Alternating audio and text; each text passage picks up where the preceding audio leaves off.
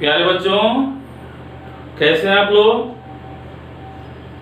तो आज हम आप लोगों के लिए लेकर आए हैं ग्रुप 15 के एलिमेंट्स के केमिकल प्रॉपर्टीज का नेक्स्ट पार्ट। पिछले लेक्चर में हम लोग वैलेंसी और ऑक्सीडेशन स्टेट के बारे में देखे थे। आज हम लोग देखेंगे नेचर ऑफ हाइड्राइड। हाइड्राइड की प्रकृति। ठीक है, देखिए ग्रुप 15 के जो एलिमेंट्स हैं नाइट्रोजन, फास्फोरस, आर्सेनिक, एंटीमनी और बिस्मथ, ये जनरली EH3 प्रकार का हाइड्राइड बनाते हैं। यानी हम लोग लिख सकते हैं कि इस वर्ग के तत्व प्रायः EH3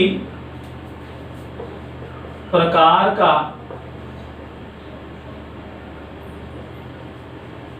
हाइड्राइड बनाते हैं। यहां E क्या हो गया? यहां E हो गया एलिमेंट्स ऑफ ग्रुप 15। जैसे E की जगह ग्रुप 15 के एलिमेंट रखे जाए नाइट्रोजन, फास्फोरस, आर्सेनिक इत्यादि, तो E की जगह N रखा जाए तो फॉर्मूला हो जाएगा NH3। P रखा जाए तो PH3, NH3, PH3, ASH3, SBH3 और BiH3। NH3 का नाम आप लोग जानते हैं ammonia, PH3 phosphine, ASH3 आर्सीन, SBH3 एस्टेबीन और BiH3 बिस्मथीन। तो ये हो गए ग्रुप 15 के तत्वों के हाइड्राइड EH3 टाइप में। यहां E हो गया एलिमेंट्स ऑफ ग्रुप 15। अब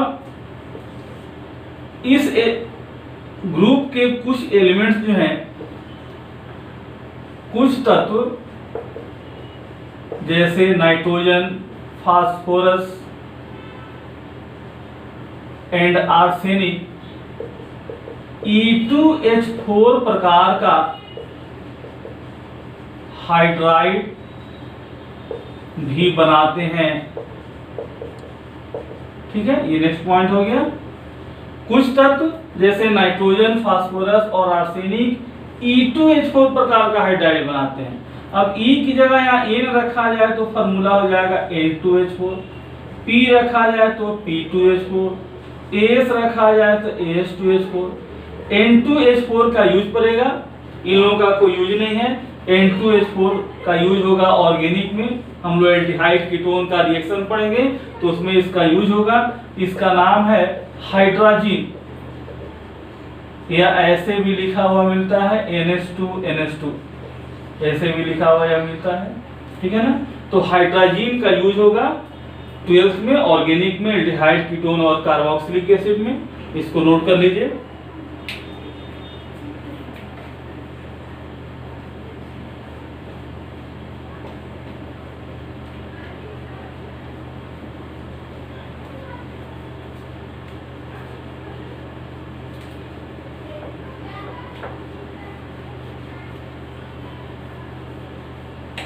अब इसमें जो नाइट्रोजन है, यह एक विशेष प्रकार का नाइट्रोजन,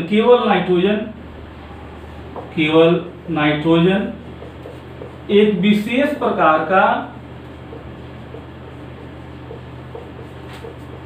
हाइड्राइड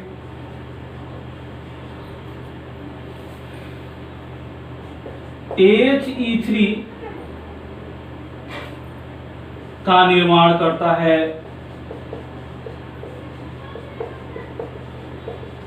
जैसे HN3, इसका नाम है hydrazoic acid, hydrazoic acid.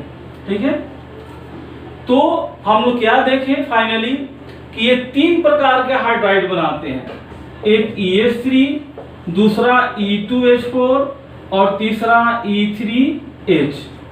EH3 कौन कौन बनाता है? तो सभी nitrogen, phosphorus, arsenic, antimony, bismuth ये सब बनाएंगे। E2H4 कौन बनाएगा? तो केवल नाइट्रोजन, फास्फोरस और आर्सेनिक। और यह कौन बनाएगा? तो सिर्फ नाइट्रोजन। ये आप नोट कर सकते हैं। EH3 प्रकार का इस ग्रुप के सभी एलिमेंट बनाएंगे। E2H4 प्रकार का केवल नाइट्रोजन, फास्फोरस और आर्सेनिक बनाएगा। और E3H टाइप का केवल नाइट्रोजन बनाता है, हाइड्रोजोइक एसिड।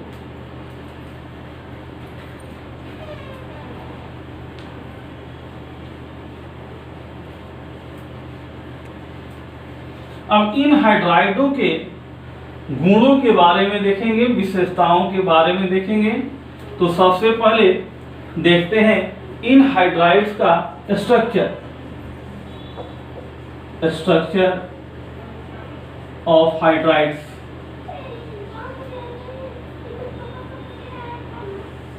जितने EH3 प्रकार के हाइड्राइड होते हैं सबका एक ही तरह का स्ट्रक्चर होता है। जैसे मान लीजिए कि हम यहाँ पर बात कर रहे हैं NH3 का। NH3 का स्ट्रक्चर आप लोग केमिकल बॉन्डिंग में पढ़े हैं, इस तरह का स्ट्रक्चर होता है। इसमें लोन पेयर इलेक्ट्रॉन कितना है? ये लोन पेयर इलेक्ट्रॉन हो गया एक। बॉन्ड पेयर इलेक्ट्रॉन कितना होगा? कितने बॉन्ड है? 1 2 3 बॉन्ड है, तो 3 बॉन्ड पेयर हो गया। हाइब्रिडाइजेशन क्या होगा? हाइब्रिडाइजेशन हो जाएगा sp3। शेप क्या होगा? तो शेप इसका होता है पिरामिडल। आप लोगों को sp3 हाइब्रिडाइजेशन पढ़ाया गया 11th में। sp3 हाइब्रिडाइजेशन हो और लोन पेयर 0 हो तो शेप जो होता है वह टेट्राहेड्रल होता है। यदि लोन पेयर 1 हो तो पिरामिडल होता है, और यदि लोन पेयर 2 हो तो एंगुलर या बेंट इसको कहा जाता है। इसको आप लोग याद रखेंगे, ये 11th का चीज है, आपको बताया गया है। टेट्राहेड्रल जैसे CH4, पिरामिडल अभी हम लोग देख रहे हैं NH3, और एंगुलर या बेंट H2O का होता है। बहुत इंपॉर्टेंट है। हाइब्रिडाइजेशन का ट्रिक आप लोगों को 11th में बताया गया था। जिनको यदि दिक्कत हो हाइब्रिडाइजेशन में, कमेंट बॉक्स में लिखेंगे, हम हाइब्रिडाइजेशन का वीडियो बना देंगे। हालांकि 11th में आपको पढ़ाया गया ये। तो ये हुआ स्ट्रक्चर। इसी तरह का स्ट्रक्चर चाहे PH3 हो, ASH3 हो, SbH3 हो, सबका स्ट्रक्चर इसी तरह का होता है। एक लोन पेयर होगा, 3 बॉन्ड पेयर होंगे, हाइब्रिडाइजेशन sp3। और चूंकि sp3 हाइब्रिडाइजेशन है, एक लोन पेयर है, तो शेप क्या होगा? पिरामिडल होगा।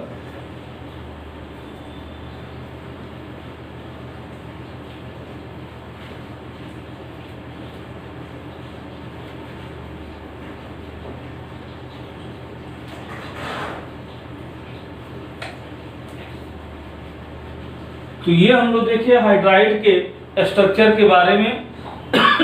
इसके बाद लिखिए बॉन्ड लेंथ। हिंदी में आबंध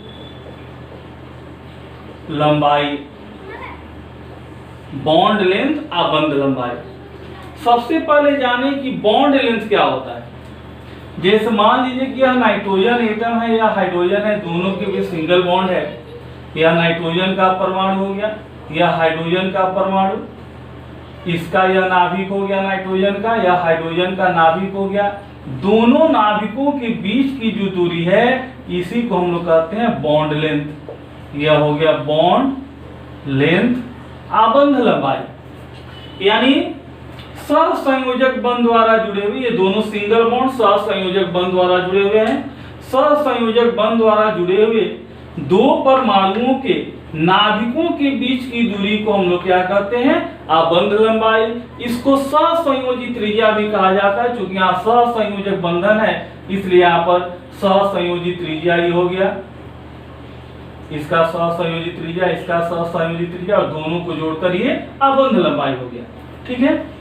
तो दो परमाणुओं के नाभिकों के बीच की दूरी, सहसंयोजक बंध द्वारा दो यदि जुड़े हुए हैं परमाणु, तो दोनों परमाणु, ये नाइट्रोजन का परमाणु का नाभिक हो गया, यह हाइड्रोजन के परमाणु का नाभिक, दोनों परमाणुओं के नाभिकों के बीच की दूरी को क्या कहेंगे? आबद्ध लंबाई। या यूं कहें कि नाइट्रोजन की जो सहसंयोजित त्रिज्या है और हाइड्रोजन की सहसंयोजित त्रिज्या है, दोनों को जोड़ देंगे तभी यह आबद्ध लंबाई होगा। तो एक चीज हम लोग जाने कि आबद्ध लंबाई क्या होता है, क्लियर हो गया? सहसंयोजक बंध द्वारा जुड़े दो परमाणुओं के नाभिकों के बीच की दूरी को हम लोग क्या कहेंगे? आबद्ध लंबाई। अब हम लोग जानते हैं कि जैसे हम NH3, PH3, ASH3, SbH3 और BiH3 की बात करें, ऊपर से नीचे आएंगे, देखिए इसमें nitrogen, phosphorus, arsenic, antimony, bismuth को केंद्रीय परमाणु कहेंगे। क्या कहेंगे? केंद्रीय परमाणु। यदि किसी अणु में जिस तत्व के परमाणुओं की संख्या कम होती है वह केंद्रीय परमाणु कहलाता है। यहाँ नाइट्रोजन का एक परमाणु है, हाइड्रोजन का 3 परमाणु है, तो किसके परमाणुओं की संख्या कम है? नाइट्रोजन के, तो नाइट्रोजन केंद्रीय परमाणु हो गया। यहाँ फास्फोरस का एक परमाणु, हाइड्रोजन का 3 परमाणु है, तो किसके परमाणुओं की संख्या कम है? तो फास्फोरस के, तो फास्फोरस केंद्रीय परमाणु हो गया। क्लियर? तो केंद्रीय परमाणु यहाँ पर हाइड्रोजन सब में है, लेकिन केंद्रीय परमाणु nitrogen, phosphorus, arsenic, antimony, bismuth केंद्रीय परमाणु हैं। और वर्ग में ऊपर से नीचे आते हैं तो परमाणु का आकार बढ़ता है, तो यहाँ कहेंगे कि केंद्रीय परमाणु का आकार बढ़ेगा। ठीक से क्लियर आ रहा है कि नहीं? वीडियो थोड़ा देख लें। ठीक है, केंद्रीय परमाणु का आकार बढ़ रहा है। अब जब केंद्रीय परमाणु का आकार बढ़ेगा, जैसे मान लीजिए नाइट्रोजन का परमाणु है और ये आपका बिस्मथ का परमाणु हो गया, यहाँ हाइड्रोजन का परमाणु, अब बिस्मथ का परमाणु, ये इसका केंद्र हो गया नाभिक, ये नाभिक हो गया, दोनों के नाभिकों के बीच की दूरी यह हो गया। अब आप देख सकते हैं कि यहाँ दोनों के नाभिकों के बीच की दूरी और यहाँ दोनों के नाभिकों के बीच की दूरी, जैसे जैसे नाइट्रोजन से बिस्मथ की ओर आएंगे परमाणु का आकार बढ़ रहा है, तो दोनों परमाणुओं के नाभिकों के बीच की दूरी बढ़ रही है, और इसी को आबद्ध लंबाई कहा जाता है। क्लियर हो गया होगा? आबद्ध लंबाई सहसंयोजक बंध द्वारा जुड़े दो परमाणुओं के नाभिकों के बीच की दूरी होता है। अब परमाणु का आकार बढ़ेगा, नाइट्रोजन से बिस्मथ की ओर आएंगे तो परमाणु का आकार बढ़ गया, परमाणु का आकार बढ़ गया तो नाभिकों के बीच की दूरी देखिए यहाँ इतना है, और यहाँ नाभिकों के बीच की दूरी इतना है, बढ़ गया, और यहाँ नाभिकों के बीच की दूरी को ही आबद्ध लंबाई कहते हैं। तो आबद्ध लंबाई ऊपर से नीचे की ओर आएंगे तो बढ़ेगा। तो लिख सकते हैं, ये समझ गए होंगे, मिटा दें। तो ऊपर से नीचे की ओर आ रहे हैं तो केंद्रीय परमाणु का आकार बढ़ रहा है, इसलिए आबद्ध लंबाई क्या होगा? बढ़ेगा। ठीक है, इसको नोट कर लें। आबद्ध लंबाई का डिफिनीशन क्या होता है? यहाँ डिफिनीशन लिख देते हैं, परिभाषा आबद्ध लंबाई का, हालांकि ये सब 11 में पढ़ाया हुआ है। सहसंयोजक बंध द्वारा जुड़े दो परमाणुओं के नाभिकों के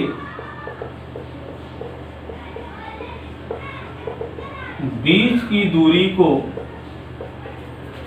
आबद्ध लंबाई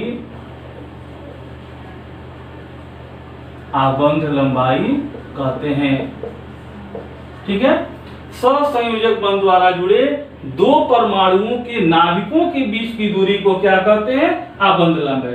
अब वर्ग में ऊपर से नीचे की ओर आ रहे हैं तो केंद्रीय परमाणु का आकार बढ़ रहा है, इसलिए इनके हाइड्राइडों की आबद्ध लंबाई बढ़ेगी। यानी अगला पॉइंट यहां लिख सकते हैं कि वर्ग में ऊपर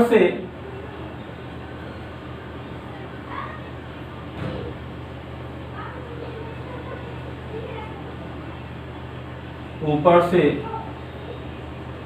नीचे की ओर आने पर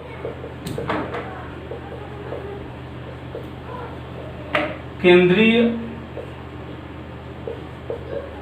परमाणु का आकार बढ़ने के कारण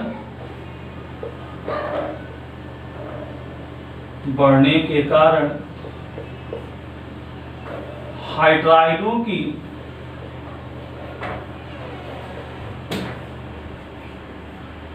आबंध लंबाई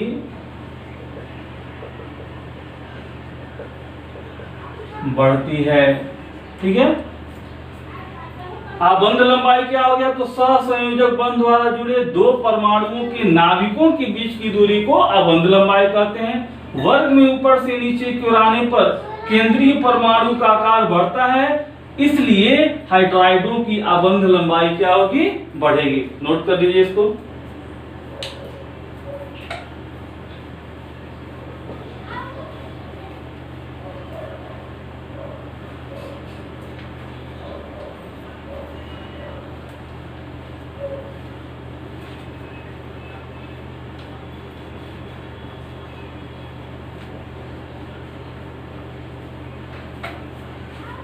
तो ये हम लोग देखिए आबंध लंबाई। इसके बाद देखिए बॉन्ड डिसोसिएशन एनर्जी, हिंदी में बंध वियोजन ऊर्जा। बॉन्ड डिसोसिएशन एनर्जी क्या होता है? जैसे मान लीजिए कि यह नाइट्रोजन और हाइड्रोजन के बीच का बॉन्ड है। इस बॉन्ड को यदि तोड़ना हो तो तोड़ने के लिए एनर्जी देनी पड़ेगी। यह जो एनर्जी दी जाएगी, इसी एनर्जी को हम लोग क्या कहते हैं?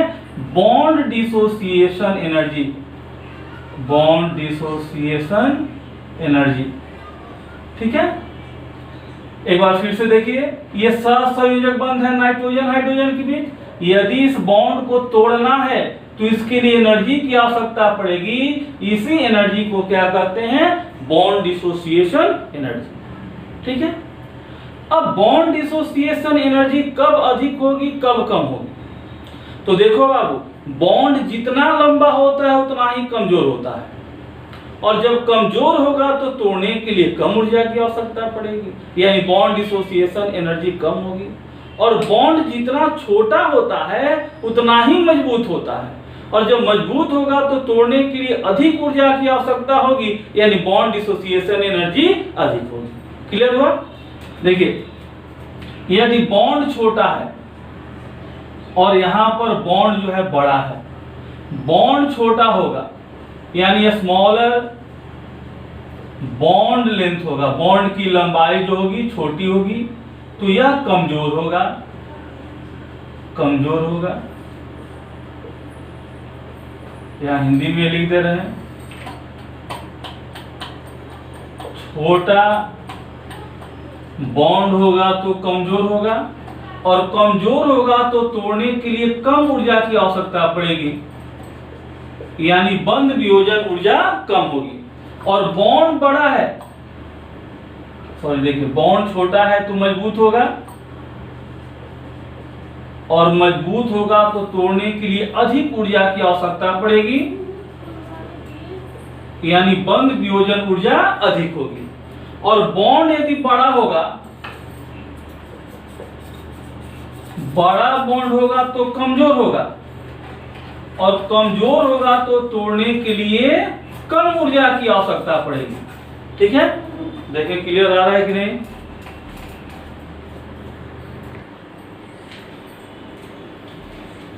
इधर थोड़ा कट रहा है, चलिए यहां से मिटा देते हैं।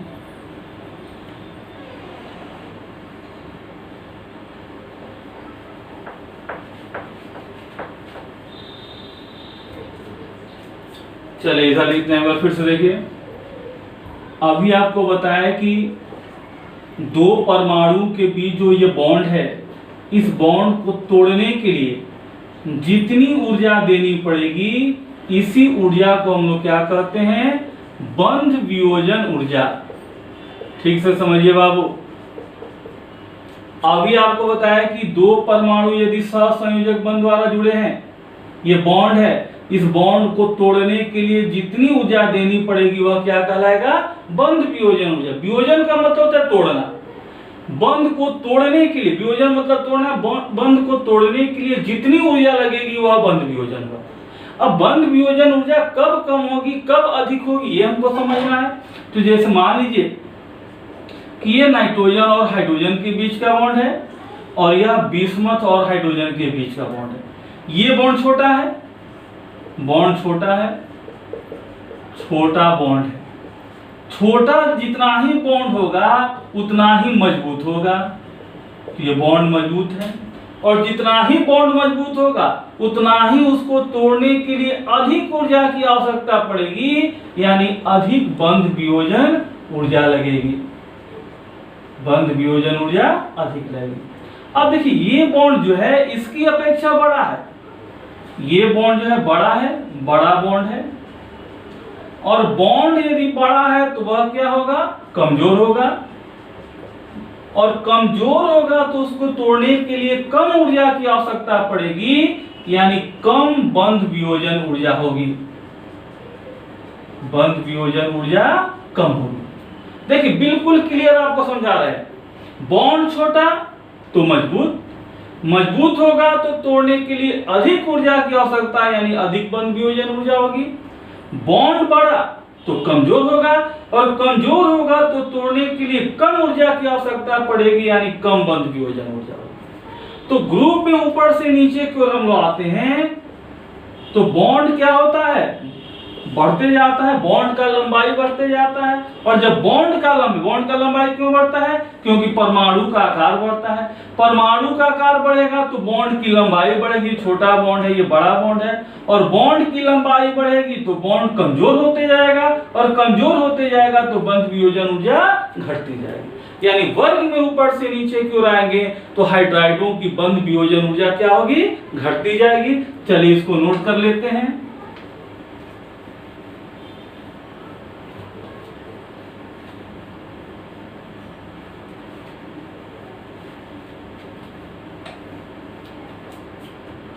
तो लिखते हैं वर्ग में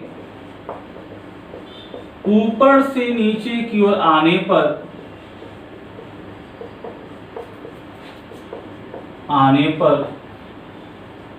आबंध लंबाई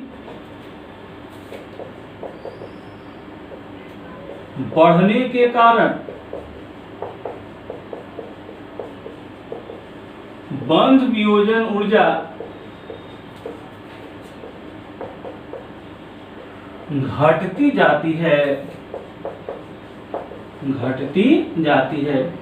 जैसे NH3, PH3, ASH3, SbH3 और BiH3 वर्ग में ऊपर से नीचे आते हैं तो केंद्रीय परमाणु का आकार बढ़ता है।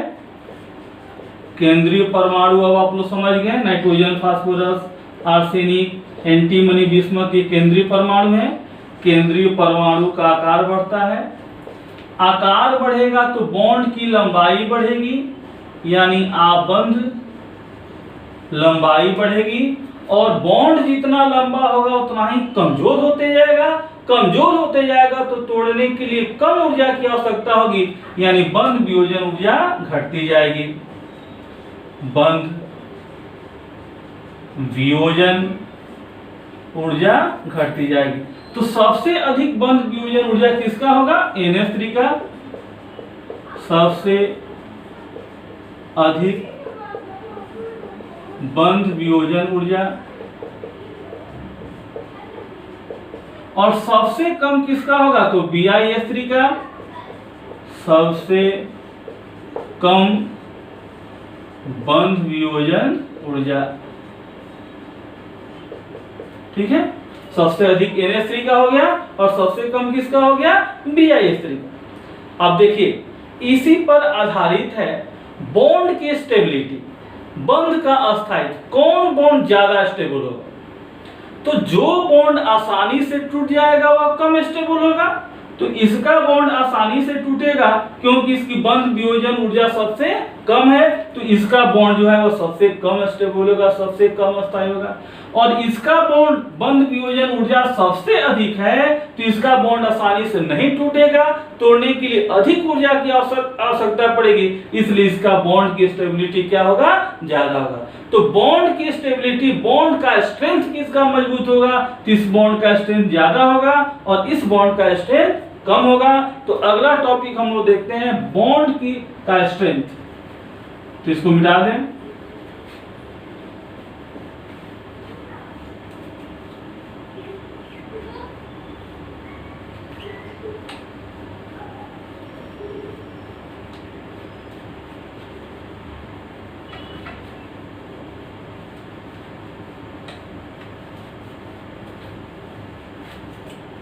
तो चलिए अगला,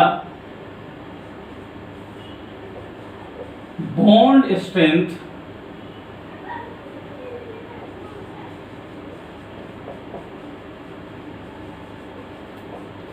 आबंध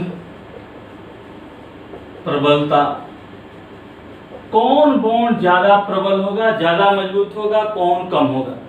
तो अभी हम लोग देखें कि NH3 से NH3, PH3, ASH3, SBH3, BiH3, ऊपर से नीचे की ओर हम लोग आ रहे हैं, तो बॉन्ड की लंबाई बढ़ रही है, आबंध लंबाई बढ़ रही है, और बॉन्ड डिसोसिएशन एनर्जी यानी बंध वियोजन ऊर्जा घट रही है। बंध वियोजन ऊर्जा घट रही है। और अभी आपको बताया कि जिसकी, अब इसमें सबसे अधिक बंध वियोजन ऊर्जा इसका होगा और सबसे कम इसका होगा। तो जिसका बंध वियोजन ऊर्जा अधिक होगा वो आसानी से टूटेगा नहीं बॉन्ड, और बॉन्ड आसानी से नहीं टूटेगा मतलब बॉन्ड मजबूत होगा, बॉन्ड का स्ट्रेंथ अधिक होगा। और जिसका बंध वियोजन ऊर्जा सबसे कम होगा वह बॉन्ड आसानी से टूट जाएगा, और बॉन्ड जब आसानी से टूटेगा तो उस बॉन्ड की मजबूती कम होगी, यानी बॉन्ड स्ट्रेंथ कम होगा। तो ऊपर से नीचे की ओर आएंगे तो बॉन्ड स्ट्रेंथ जो है, आबंध प्रबलता घटती जाएगी, आबंध प्रबलता घटती जाएगी। तो क्या हम लोग लिख सकते हैं कि वर्ग में ऊपर से नीचे की ओर आने पर आबंध लंबाई बढ़ने,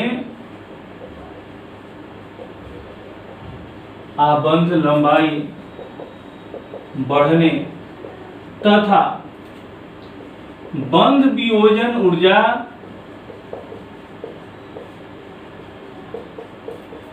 घटने के कारण आबंध प्रबलता घटती जाती है, घटती जाती है। क्लियर? तो सबसे आबंध प्रबलता इसका अधिक होगा, सर्वाधिक आबंध प्रबलता,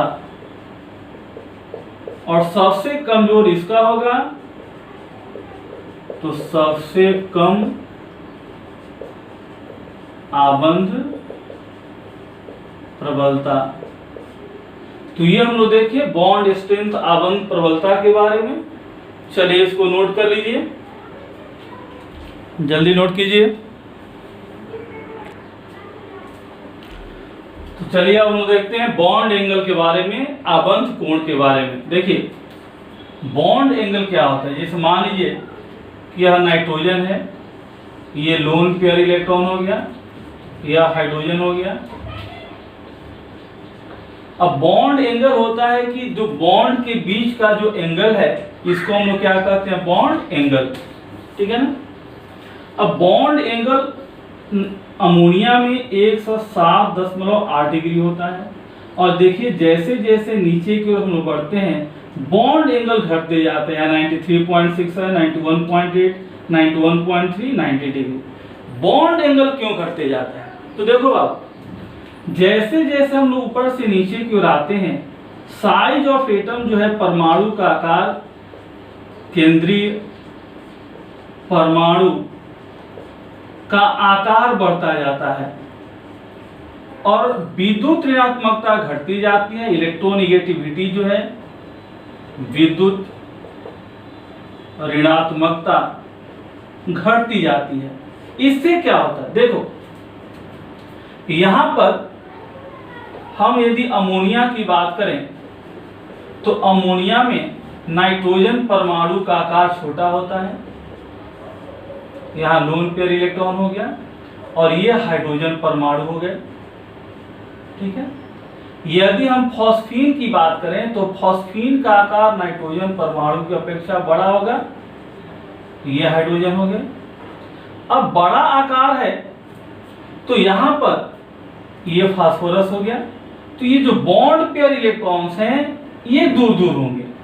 अब ये दूर दूर होंगे, यहां देखिए नजदीक है, ये बॉन्ड है और ये बॉन्ड, ये नजदीक है, ये बॉन्ड पेयर नजदीक होंगे क्योंकि परमाणु का आकार छोटा है, और परमाणु का आकार यदि बड़ा होगा तो ये दूर दूर हो जाएंगे। और जब दूर नजदीक होंगे तो विकर्षण ज्यादा होगा। नजदीक होंगे, जैसे मान लीजिए कि यह बॉन्ड है और यह बॉन्ड, ये दोनों नजदीक है तो ये रिपल्सन दोनों के बीच ज्यादा होगा। लेकिन यही बॉन्ड यदि दूर दूर होंगे तो रिपल्सन कम होगा। तो जब बॉन्ड नजदीक होंगे तो बॉन्ड पेयर के बीच रिपल्सन ज्यादा होगा, इधर रिपेल करेगा ये इधर, तो रिपल्सन ज्यादा होगा तो ये बॉन्ड एंगल क्या हो जाएगा, बढ़ जाएगा। और बॉन्ड दूर दूर होंगे तो रिपल्सन कम होगा, रिपल्सन कम होगा तो इसकी अपेक्षा बॉन्ड एंगल इसका क्या हो जाएगा, कम हो जाएगा।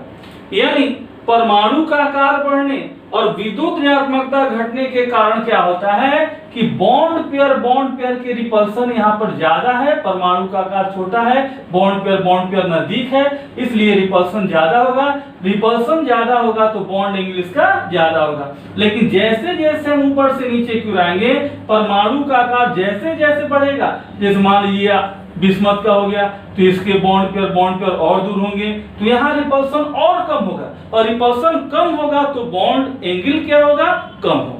इसीलिए ऊपर से नीचे आते हैं तो यहाँ परमाणु का आकार बढ़ने और विद्युत ऋणात्मकता घटने के कारण यहाँ बॉन्ड पेयर इलेक्ट्रॉन एक दूसरे से दूर होंगे तो बॉन्ड पेयर रिपल्सन कम होगा, बॉन्ड पेयर विकर्षण कम होगा, और विकर्षण कम होगा तो बॉन्ड एंगल जो होगा क्या होगा, कम होगा। देखिए एक बार फिर से, अभी आपको समझाए कि जैसे अमोनिया में ये नाइट्रोजन परमाणु है, यहाँ से हाइड्रोजन नजदीक होंगे तो विकर्षण ज्यादा होगा, इसलिए ज्यादा दूर भागेंगे, इसलिए बॉन्ड एंगल ज्यादा होगा। लेकिन यदि हम नीचे की ओर आए, बिस्मथ की बात करें या आर्सेनिक की बात करें तो परमाणु का आकार बड़ा होगा तो ये बॉन्ड जो है दूर दूर होंगे तो विकर्षण क्या होगा, कम होगा। विकर्षण कम होगा तो ये ज्यादा दूर नहीं जा पाएंगे, इसलिए बॉन्ड एंगल कम हो जाता है और ये बॉन्ड एंगल अधिक हो जाता है, क्योंकि बॉन्ड पेयर नजदीक होने के चलते विकर्षण ज्यादा होता है, और विकर्षण ज्यादा होगा तो बॉन्ड एंगल ज्यादा होगा, और यदि दूर दूर है तो विकर्षण कम होगा, इसलिए कम ही विकर्षित हो। जैसे मान लीजिए दूर दूर है, ये यहाँ पर नाइट्रोजन है और ये बॉन्ड है, अब नजदीक है तो विकर्षण ज्यादा हुआ तो बॉन्ड एंगल ज्यादा हो गया, ये बॉन्ड एंगल ज्यादा हो गया।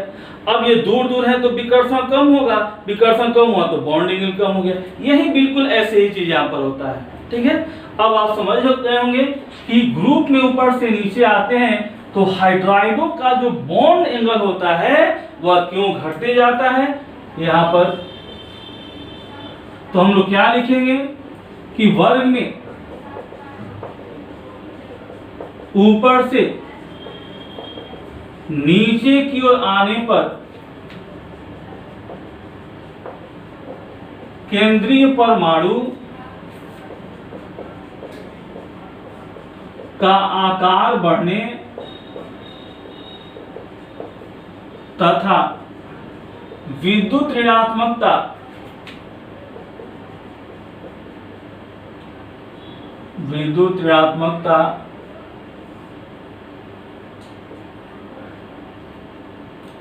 घटने के कारण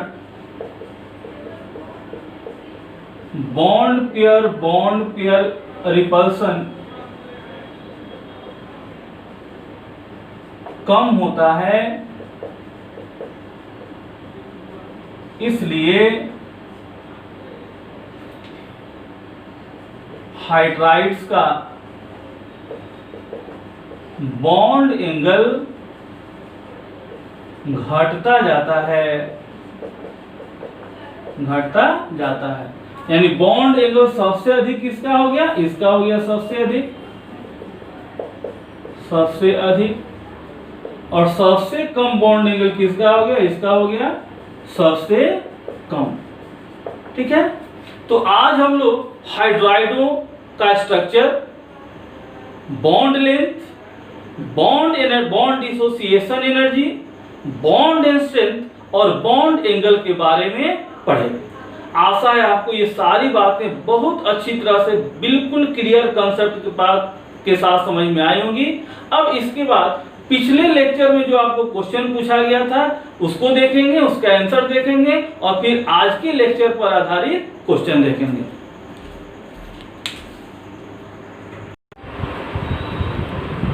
ये पिछले लेक्चर का आंसर है, फर्स्ट का भी, सेकंड का सी, थर्ड का भी एंड फोर्थ का सी।